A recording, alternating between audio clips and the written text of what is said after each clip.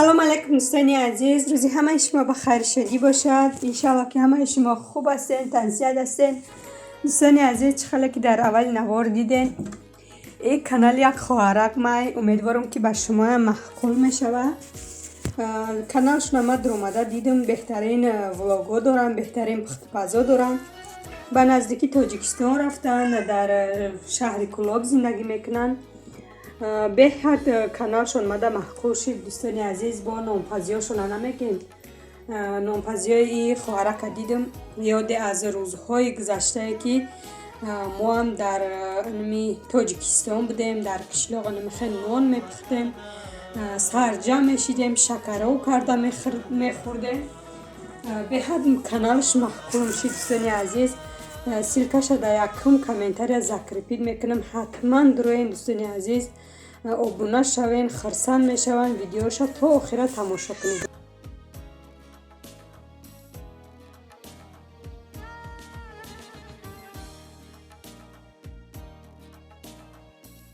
هم قگیری پای سخت شده که خیلی آواکای چشمش میرود. بینین ازی قفا رفتن یاد گرفته، سمی شکمکی قفا میرود. اول بسیاری کودکم خیلی اول قفا میرود و پیش خیلی شنیده استنم خیلی گپ میزنه. بیبی حنیفه در کامنتاری نوشته بودن که بسیارتر بیبی حنیفه را نشون تین دوستان عزیز. شوهرم بسیار اجازه نمیتیه خیلی میکم که اگر که میمونم خیلی بسیار اجازه نمیتیه که نشونتی میفتم. این اپتیچکای بیبی حنیفه ای ها شو در بالای سری ما دارو را نشون دادم دوستان عزیز. میبینیم خیزک کرده. همه گریپ شیرگیش به حد همه گوشاش غمتیه دوستان عزیز. 3 روز 4 روز شده همه گوشکاش غمتیه. با همه دارو میچکنم شد، همه دارو چکنم گفتن خوبه برای همه گوشای کودک. بعد این همه ویتامین دادستم شد، یک قطره میچکنم شد.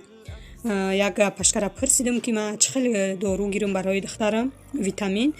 گفتن همه ویتامین بگیریم، ویتامین D3 به حد ویتامین خوبه برای کودک، برای آدمای کلان سالم. دختره که من حوض 6 ماه من یک قطره میچکنم شد. این ویتامین همه آدمای کلان هم میتونن استفاده برن.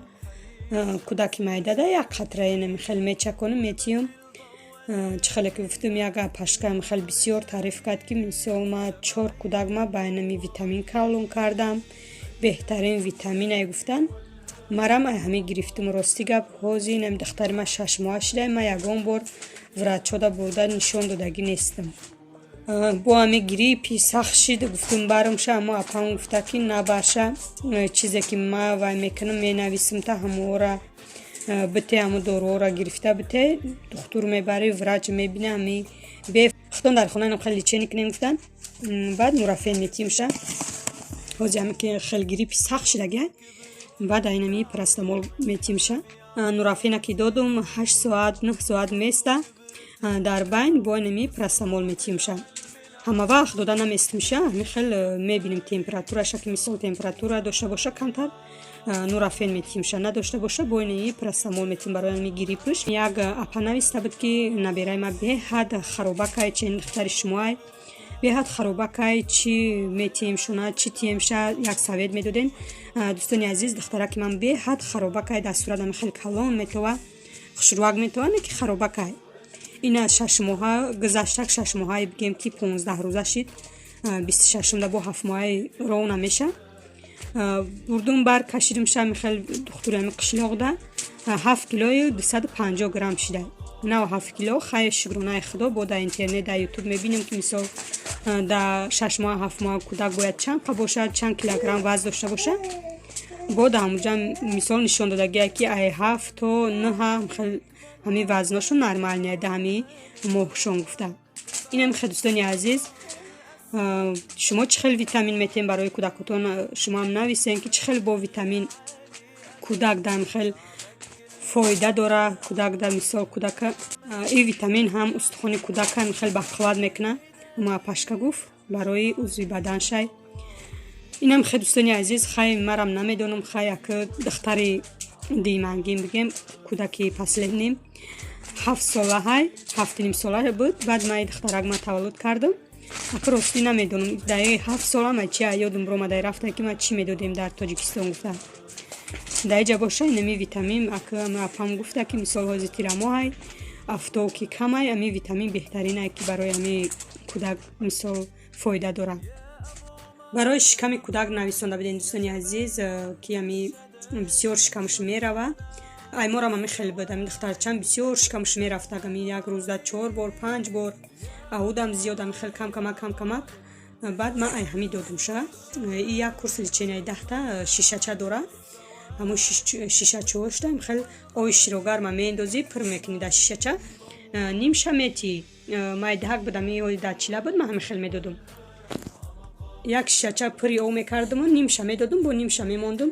سحر بگردم و شیشه را کم تر گرم میکردم مثل دادرنی یگان آی شیروگر مگ میموندم کم تر زهرش میشکست با میدادم شه بازی که این 6 ماهی نمیتیم شه خیش کمی کودک میره و وای میکنه و نمیتیم شه بپشه همیشه نمیدونم که مثال برای شکم کودک اساس کردن چه دارو که چند دارو گرفتم بعد دهمی چیله بود شکمش که بسیار میرفت بعد اپتک رفتم دکترش نبردم ای اپتک پرسیدم که شکم کودک بسیار میره مثال درون چیله های یک نیمو های یگان داروی که شکمش ساز شود بعد سمیکتا دادن سمیکتا همه شما میدونید یک دو بار دادم یک دو بار دادم و بشه شکمش ساز نشید درونش خواندم برای نمی شکمش تازه کردن و جلدکش تازه کردن بگم که شکمش ساز نکرد دیگه ندادم اینم خدستانی عزیز چنی میدونستگیم فهموندم تا حاضر بگم که شکم دختری من تایای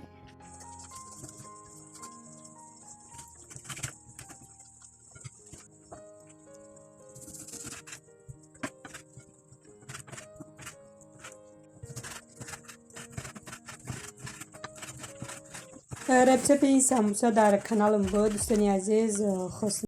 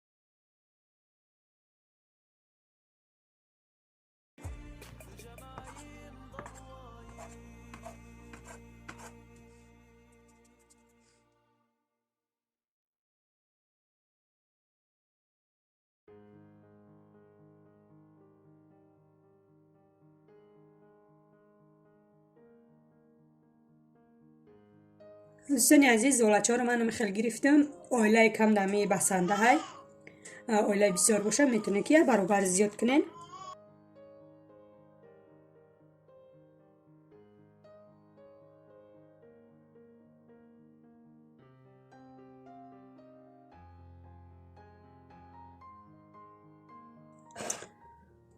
خیلی درونش نمیندازیم. اینا چینکایی تیار کرده که ما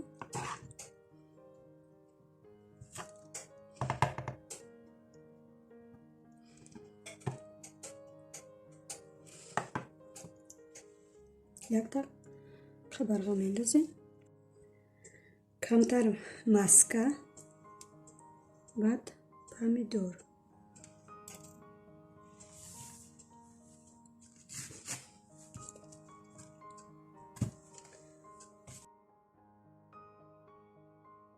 یک زولچه دیگر میمونیم. ای بولش میپیچونیم، مخل میکنیم، میپیچونیم.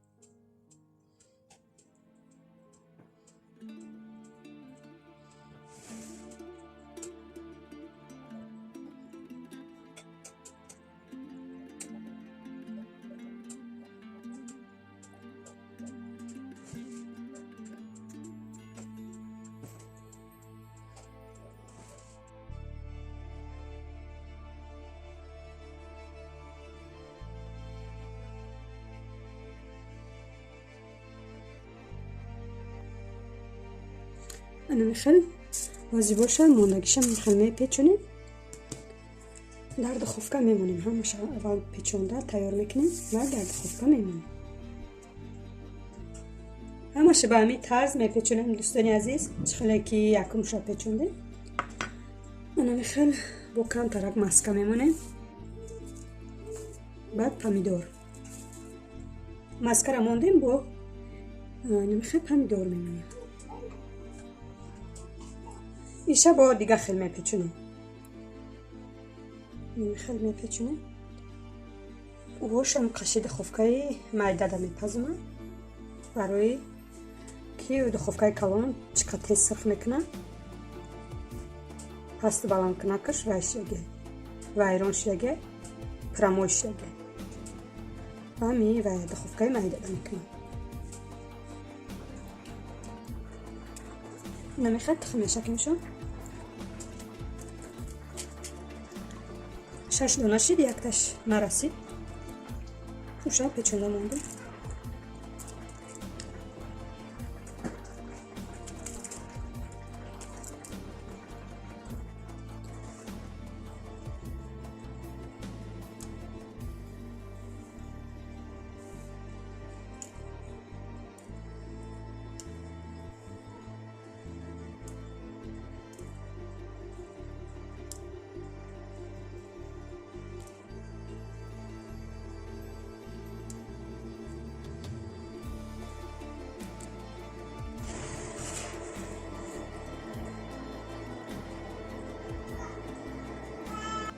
در دخوفکه میمونیم 180 گرادوس تا تیار شده شد.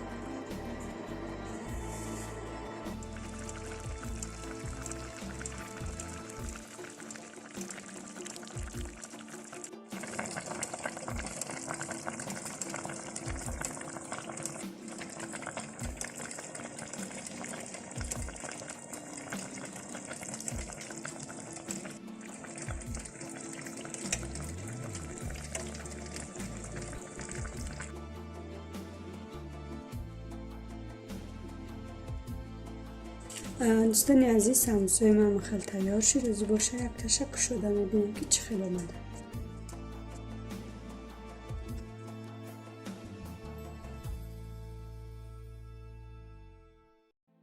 ҳанамихе самусои моям тайёр шид. Дӯстони азиз, ҳазор раҳмати калон барои дастгириётон, барои видеои моро тамошо кардаантон.